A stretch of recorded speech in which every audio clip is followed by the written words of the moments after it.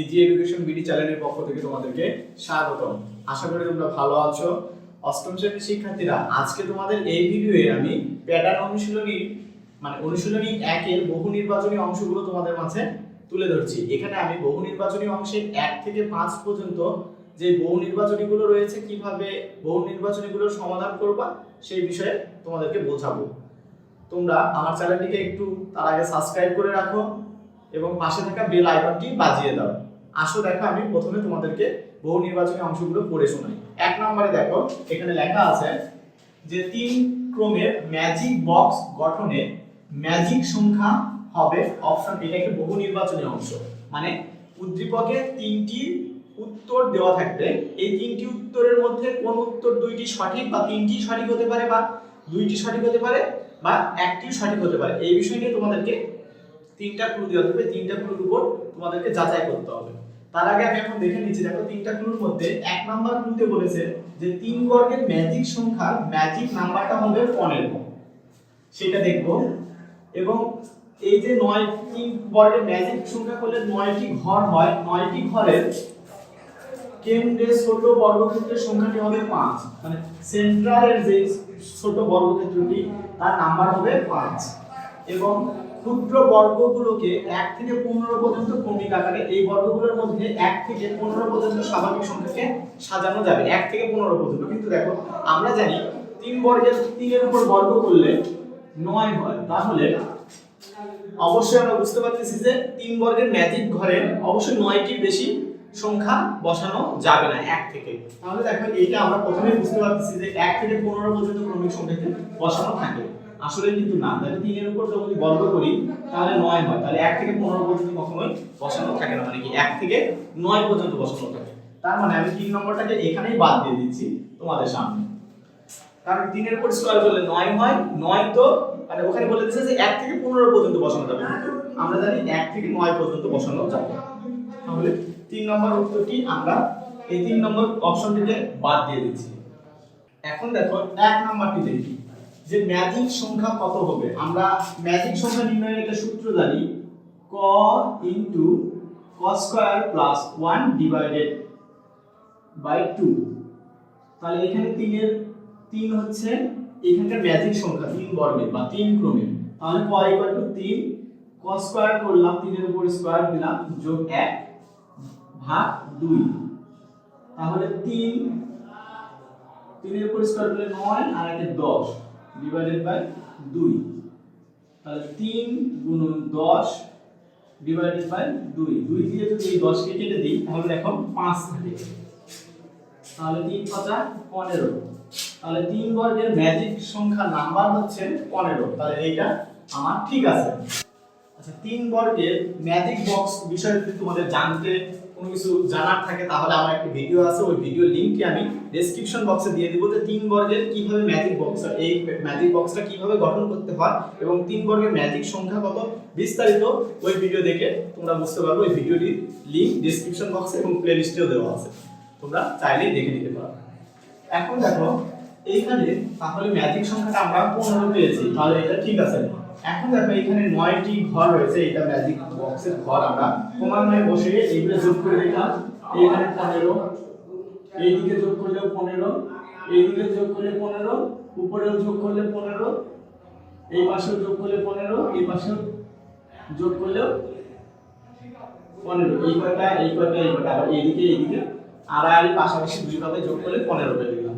তাহলে এইটাই হচ্ছে ম্যাজিক সংখ্যা। কিন্তু এখন দেখো, এটা কেন্দ্রে বলছে যে কেন্দ্রে ছোট বর্গক্ষেত্রের সংখ্যাটি কত হবে। দেখো, এই যে কেন্দ্রে মানে এইটা হচ্ছে সেন্ট্রাল পয়েন্টের মধ্যবিন্দু, এইটার সংখ্যাটা হচ্ছে 5।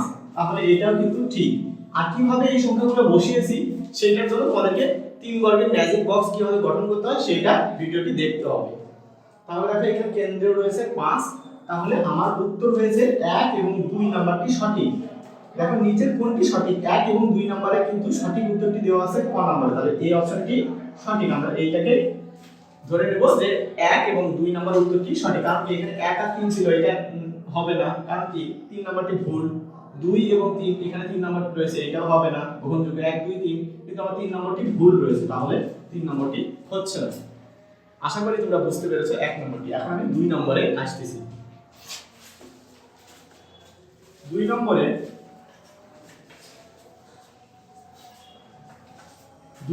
দেখো লেখা আছে নিচের কোন ফলাফলটিকে 9 দ্বারা বিভাজ্য সংখ্যা, 9 দ্বারা বিভাজ্য সংখ্যা। আচ্ছা, আমি তোমাদেরকে এর আগে আমার অনেক ভিডিও রয়েছে, সেইগুলো ভিডিওতে তোমাদেরকে বলে দিয়েছি যে কোন সংখ্যাকে কত দ্বারা বিভাজ্য করা যায় সেই বিষয়ে একটা ভিডিও রয়েছে। তাহলে 9 দ্বারার একটা সূত্র রয়েছে, সেই সূত্রটা আমি তোমাদেরকে বলছি, কিন্তু 9 দ্বারা কিভাবে সংখ্যাকে বিভাজ্য করা যায় সেই বিস্তারিত যে ভিডিওটি রয়েছে সেটা ডেসক্রিপশন বক্সে দেওয়া থাকবে, তোমরা দেখে নিও। প্লেলিস্ট থেকেও দেখে নিতে পারো, ডেসক্রিপশন অথবা প্লেলিস্ট যে কোনো দুই জায়গা থেকে তোমরা দেখে নিতে পারো। এখন 9 দ্বারা বিভাজ্যের সূত্র হচ্ছে অঙ্কগুলোর, মানে এরকম একটা সংখ্যা লিখছি হয়তো, এই অঙ্কগুলোর যোগফল যদি 9 এর গুণিতক হয় তাহলে সংখ্যাটি 9 দ্বারা বিভাজ্য হবে। দেখো যোগ করি,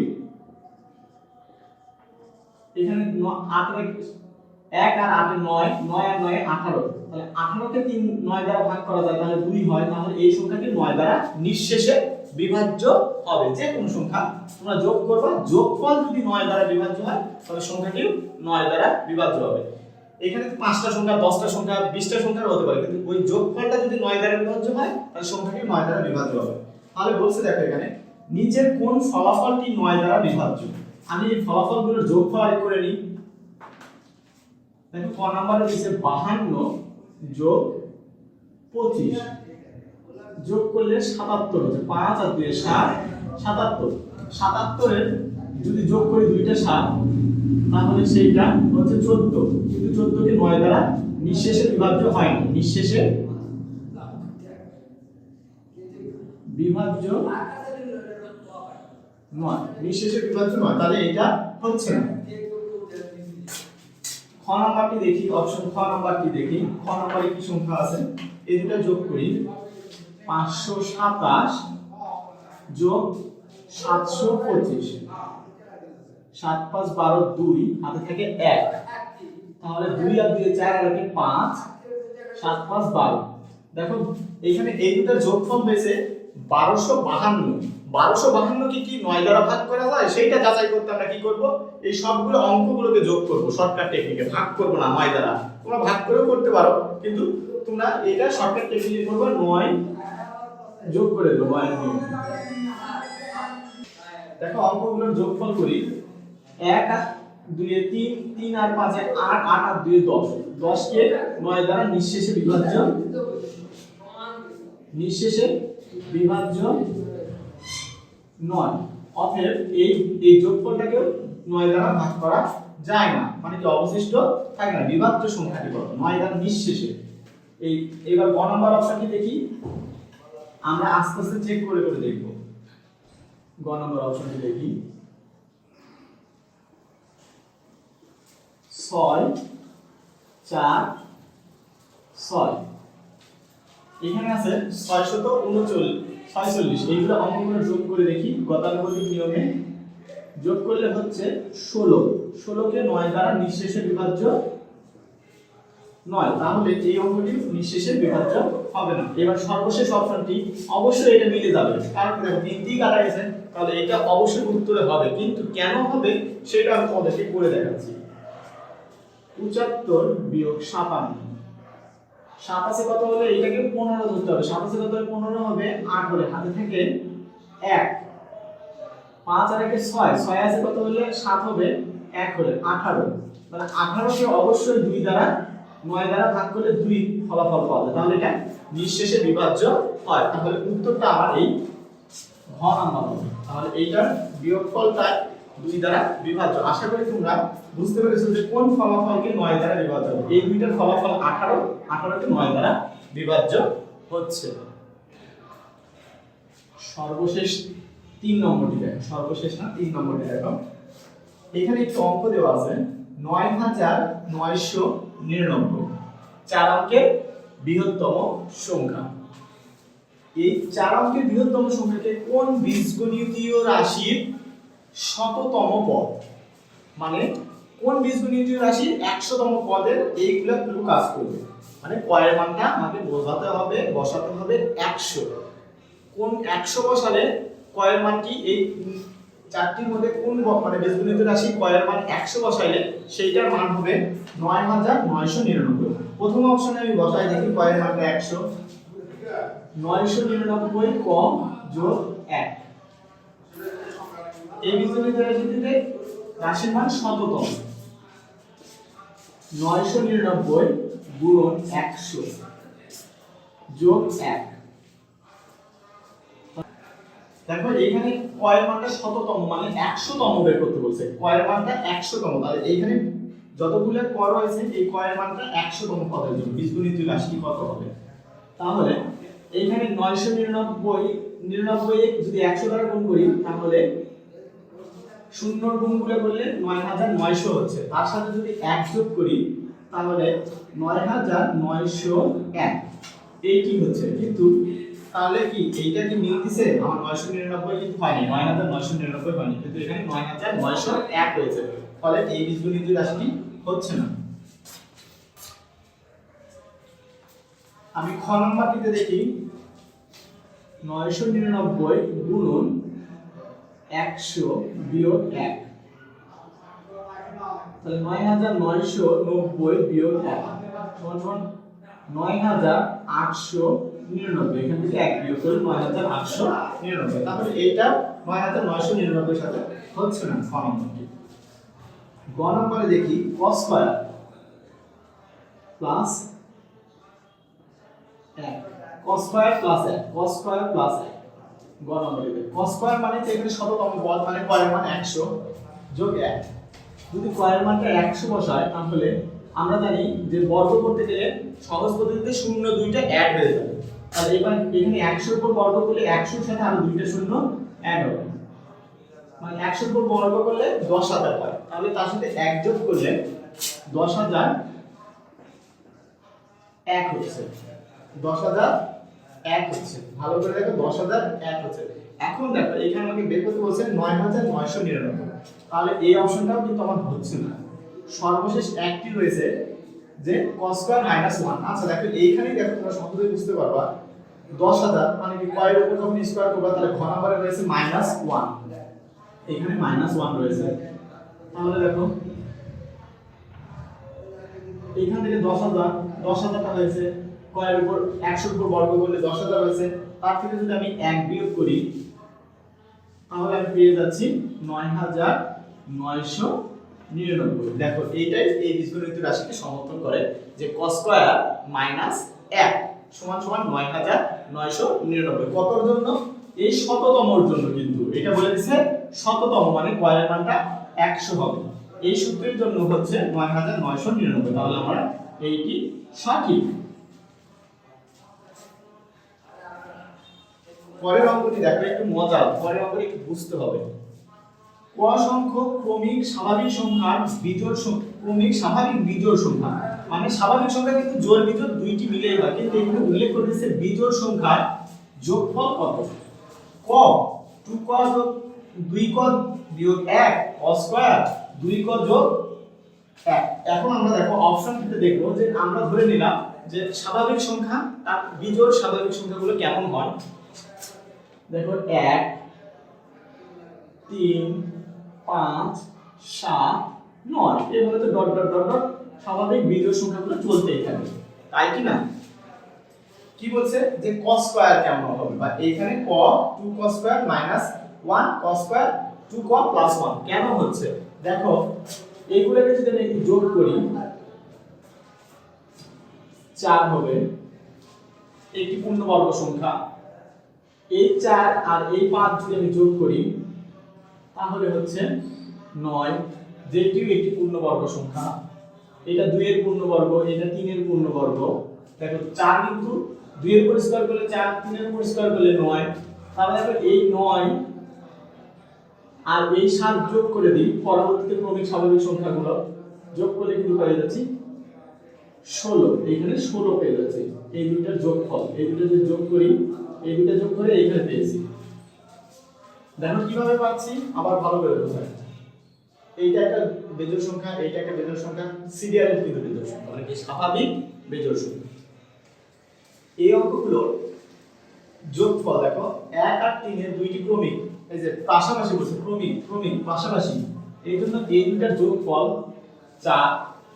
এই যে যোগফলটা বের হয়েছে তার সাথে পরবর্তী সংখ্যাটি যোগ করলে পেয়েছি 9। এই 9 এর সাথে পরবর্তী যে বিজোড় ক্রমিক স্বাভাবিক সংখ্যাটি রয়েছিল তার যোগফল করে পেয়েছি 16। তার মানে তোমরা দেখো এই দুটোর যদি আমরা সবই যোগ করি 4 4 আর 9 এই তিনটাকে সিরিয়ালে যোগ করি 1 3 আর এই 5 যোগ করলে 9 হচ্ছে। তৃতীয় নম্বরের জন্য দেখো 1 3 5 আর 7 যোগ করলে 16 হচ্ছে।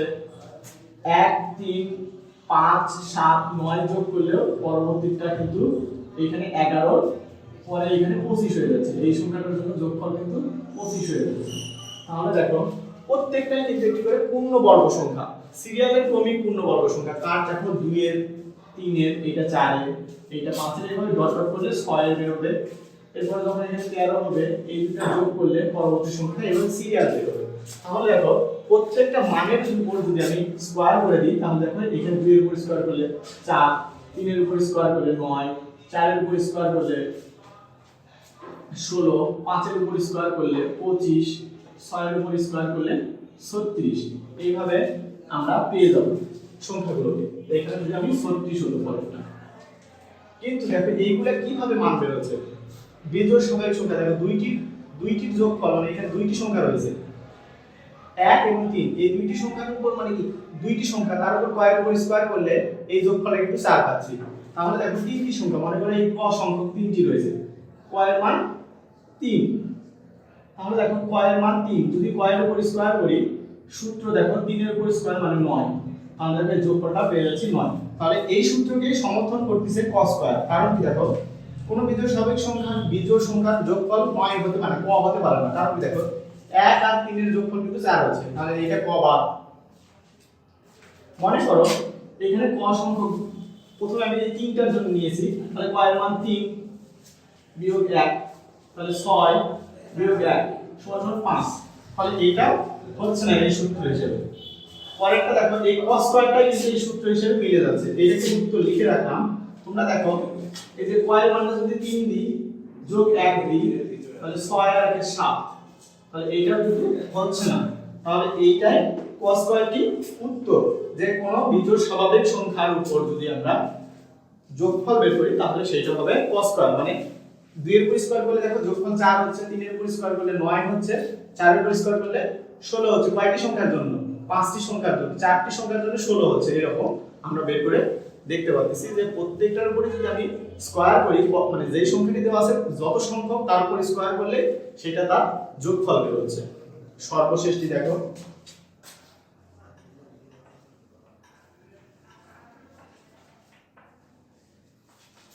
1 থেকে 100 পর্যন্ত, 1 থেকে 100 এর মধ্যে কতটি সংখ্যা দুইটিকে বর্গের যোগফল আকারে প্রকাশ করলে যোগফল প্রকাশ করা সম্ভব? 10টি, 20টি, 35টি, 50টি। মানে কি এইখানে কতটির যোগফলকে দুইটি বর্গ আকারে প্রকাশ করা সম্ভব? 1 এর উপর স্কয়ার এইভাবে, তারপরে 1 এর উপর স্কয়ার, 3 এর উপর স্কয়ার 1, তারপরে 5 এর উপর স্কয়ার, 1 এর উপর স্কয়ার, এইভাবে দুইটি করে 1 থেকে 100 পর্যন্ত যতগুলো পূর্ণ সংখ্যা রয়েছে, পূর্ণবর্গ সংখ্যা রয়েছে সেগুলোকে সাজাতে হবে। এইটার একটা টেকনিক তোমাদেরকে এমনিতেই মনে রাখা লাগবে যে এইখানে 1 থেকে 100 পর্যন্ত ওইখানে কোনোভাবেই অঙ্কগুলো করে যদি তোমরা করো তাহলে 35 প্রকারে সাজাতে পারবে। কত প্রকারে? 35 প্রকারে। এটা মনে রাখা লাগবে। এটা করে কখনো সম্ভব না, লিখতে গেলে অনেকগুলো 2টা 3টা পেজটা হয়ে যাবে। কিন্তু একটা এমসিকিউ অঙ্কের জন্য তুমি মাত্র 1 মিনিট সময় পাবা। সেখানে তোমাকে মনে রাখতে হবে যে 1 থেকে 100 পর্যন্ত যদি পূর্ণবর্গ সংখ্যা আকারে সাজাও তাহলে সেখানে সংখ্যা হবে 35টি ভাবে সাজানো সম্ভব। তাহলে এটা উত্তর 35টি। আর এভাবে করতে গেলে তোমাদেরকে অনেক সময় লেগে যাবে। এই টাইমটা তোমরা পাবা না, এটা মনে রাখবা মুখস্থর জন্য। আশা করি তোমরা বুঝতে পেরেছো এই 1 থেকে 5 পর্যন্ত বহু নির্বাচনী অংশটি। ধন্যবাদ সবাইকে আমার ভিডিওটি দেখার জন্য এবং আমার চ্যানেলটিকে তোমরা সাবস্ক্রাইব করে রাখো।